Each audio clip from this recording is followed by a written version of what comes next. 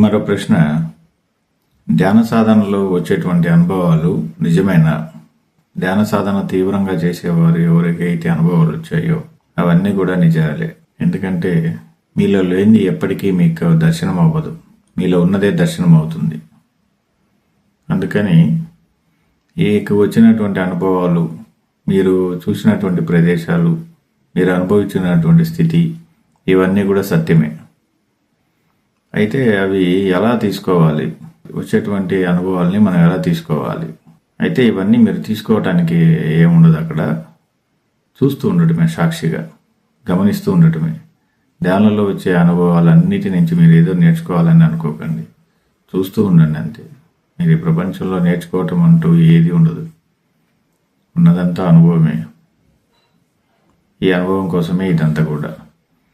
అంత శక్తివంతంగా మీకు ఆ జీవశక్తి పనిచేస్తూ ఉంటుంది. అంటే మనం ధ్యానంలో కూర్చున్నప్పుడు ఏవైతే మనం ముందు దీపం పెట్టుకొని చేస్తున్నామో ఆ దీపానికి సంబంధించిన జీవశక్తి మనం ధ్యానం చేస్తున్నప్పుడు మనం పొందేటువంటి ప్రాణశక్తి మరియు కాస్మిక్ ఎనర్జీ ఏదైతే ఉందో ఈ యొక్క దివ్య తేజస్సు మొత్తం కలిపి కూడా ఒక దగ్గర నిల్వ చేయబడి అదంతా కూడా మనము ఏదైనా ఆస్ట్రల్ ప్రొజెక్షన్ జరిగినప్పుడు కానీ లేకపోతే వేరే లోకాల్లో విహరించేటప్పుడు కానీ ఇది చాలా ఉపయోగపడుతుంది అనమాట.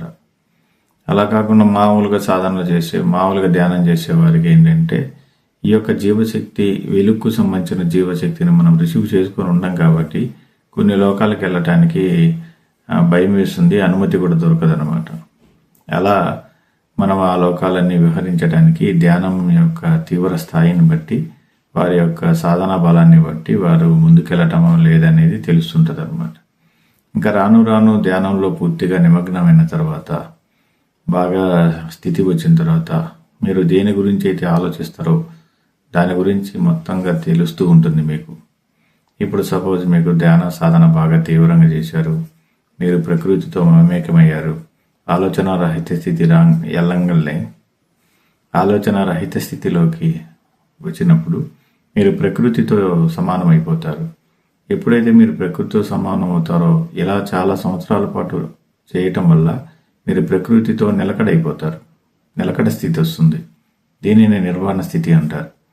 ఈ నిర్వాణ స్థితి వచ్చింది అంటే మీరు భౌతికంగా కళ్ళు తెరుచుకొని మాట్లాడుతున్నా కూడా మీరు అంతర్గతంగా మాత్రం ప్రకృతితో అనుసంధానమై ఉంటారనమాట. అప్పుడు ఏంటంటే మీరు ఈ ప్రకృతిలో ఉన్నటువంటి ఏ పదార్థం మీద అయితే మీరు దృష్టి పెడతారో దానికి సంబంధించిన సమాచారం మీకు అందుతూ ఉంటుంది అనమాట.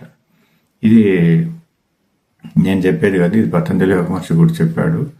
ప్రస్తుతం యోగులందరూ అనుభవిస్తున్నటువంటి స్థితి కూడా ఇదే. ప్రస్తుతం యోగులందరికీ భవిష్యత్తు ఎలా తెలుస్తుంది, ఆ ఖగోళ శాస్త్రాలన్నీ ఎలా తెలుస్తున్నాయి, ఎలాంటి లోకాలను వాళ్ళు సందర్శిస్తారు, ఇవన్నీ వాళ్ళకి ఎలా తెలుస్తుందంటే కారణం ఇదే. వాళ్ళు ఎప్పుడైతే ఈ ప్రకృతితో అనుసంధానం అవుతారో దానికి సంబంధించినటువంటి పదార్థం ఏదైనా, ఈ ప్రకృతికి సంబంధించిన ఏ పదార్థం మీద అయితే వారు సంయమనం చేస్తారో, దృష్టి పెడతారో దాని గురించి వీళ్ళకి సమాచారం అందుతుంది అన్నమాట.